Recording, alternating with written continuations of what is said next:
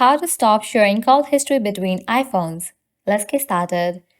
If your device is auto-synced to other Apple devices like iPad, Mac, or Apple Watch, then you can apply these steps to stop sharing call history between iPhones. Launch your settings. At the very top, you'll find your Apple ID. Open it. Now navigate to the option of iCloud. Over here, you'll find the section of apps using iCloud. Click on Show All. Now over here, you're going to find different apps. Head towards the app contacts. Once you find it, toggle off for it. Now head back. Open this option iCloud Drive. Toggle off for this option of sync this iPhone. Likewise, head back. Go to the main page of settings. Now scroll down. Navigate to the option of General.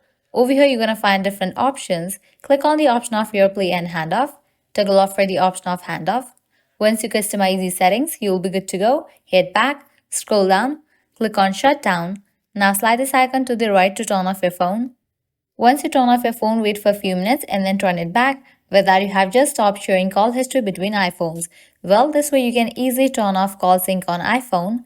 At the end, if you guys find this video helpful, don't forget to like, share and subscribe to our channel. Thank you.